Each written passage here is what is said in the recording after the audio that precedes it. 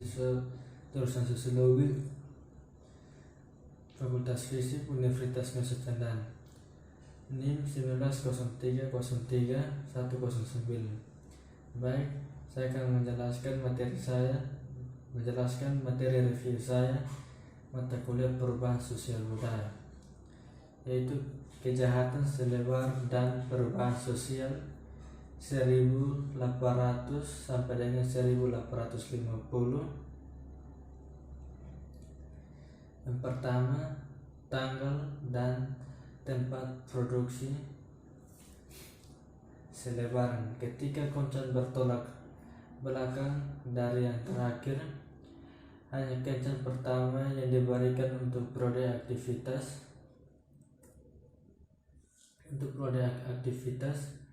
printer tertentu untuk dihitung pada gambar. Ketiga, mempertimbangkan tanggal publikasi secara keseluruhan.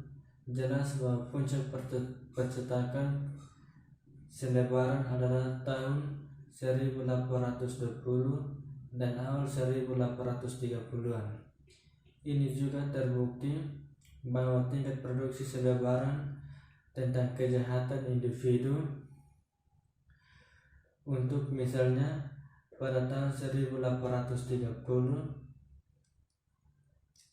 perkosaan dan pembunuhan yang sangat mengerikan terjadi di Gilmet Tronton yang menghasilkan banyak orang diproduksi, dan kasus ini bersama dengan kejahatan Burke dan Hare di tahun 1827 sampai dengan 1828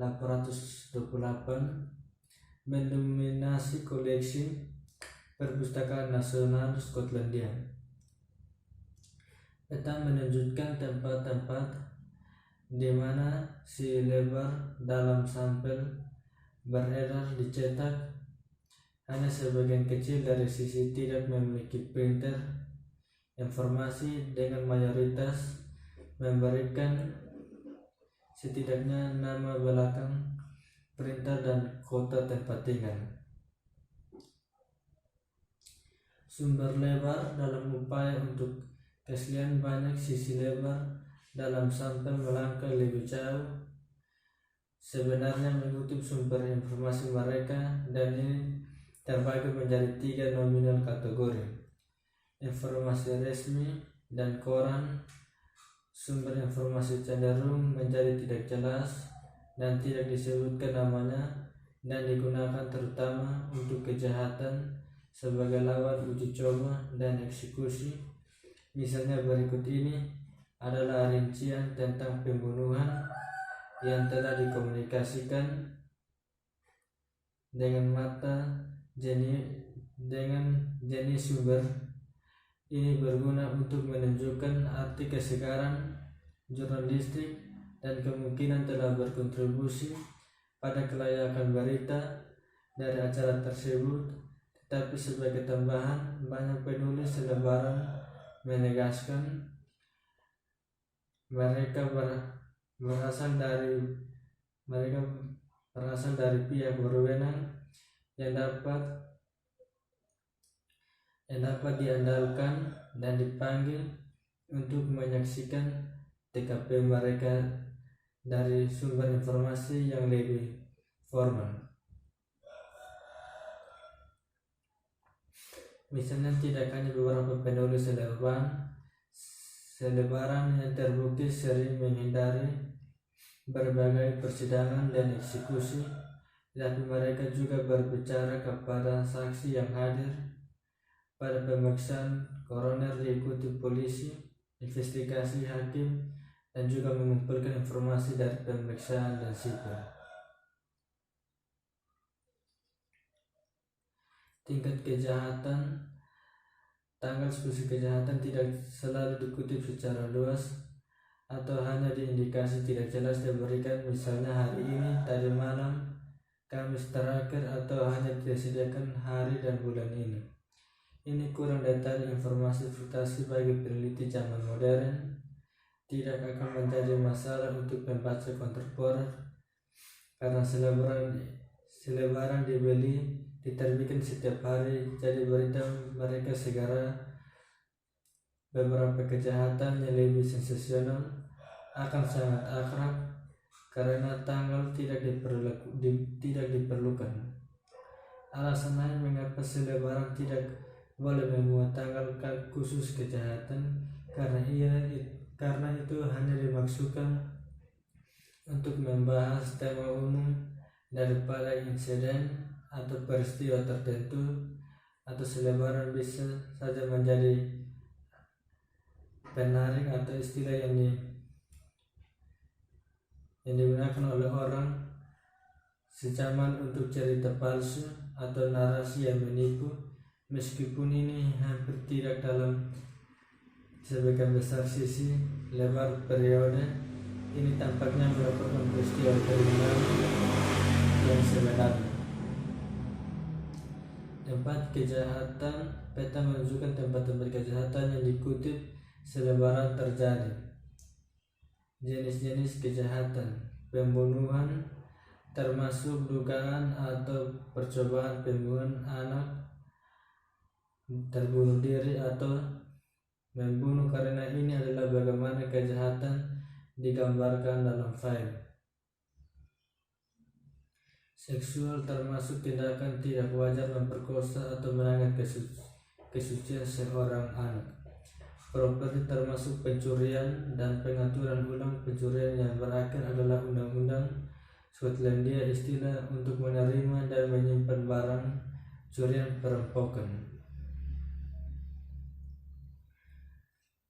Usia korban, pekerjaan, jenis kelamin, selebaran cenderung membuat lebih sedikit detail tentang korban kejahatan daripada para pejabat. Misalnya 1001 korban kejahatan termasuk usia, namun korban di antara mereka seringkali bahkan tidak disebutkan namanya.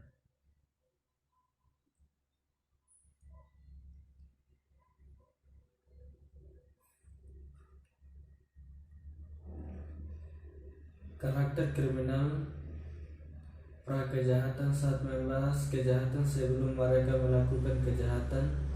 Dalam pernyataan selebaran mengakui tradisi baik dan jahat dengan indikasi video ditempatkan pada titik-titik pada spektrum kejahatan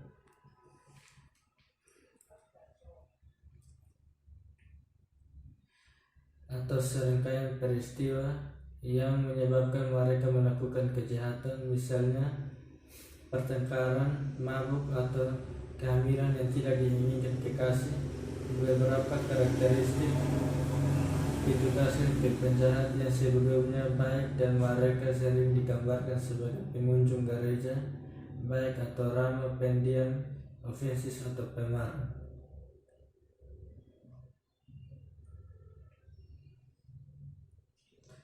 Tentang korban pada umumnya, selain putusan yang dibuat selebaran tentang korban karakter kejahatan, wacana yang lebih luas seputar menarik semua korban dibahas dalam sampel cenderung melihat penderita di tangan dari berbagai bentuk ketidakmanusiaan atau dan kekejaman.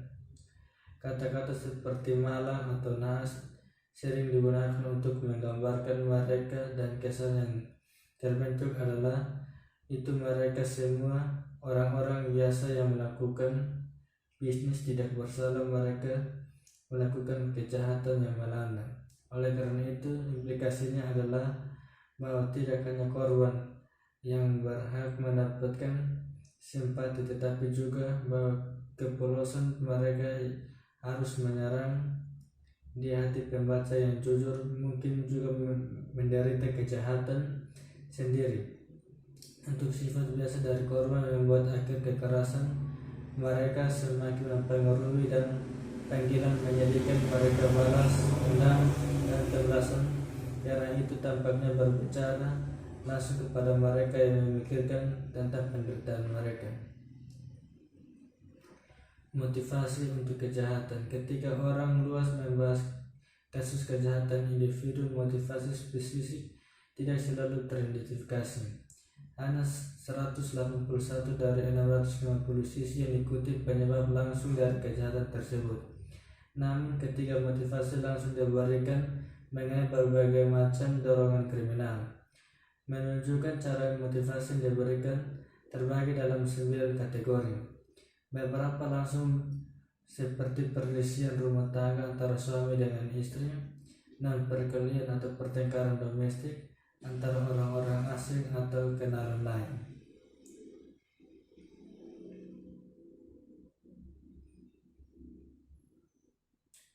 Tentang kejahatan khusus, seperti yang ditunjukkan oleh keseluruhan sampel berhubungan dengan pembunuhan, jadi tidak merangkap bahwa para selebritis banyak bicara tentang subjek kejahatan khusus ini. Isu lebar mencerminkan fakta pembunuhan.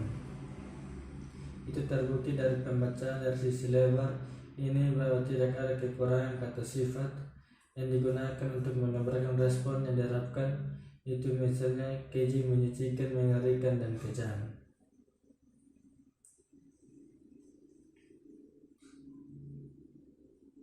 Ya, sekian dari saya. Terima kasih. Mohon maaf jika ada kesalahan dalam review dari materi saya. Terima kasih.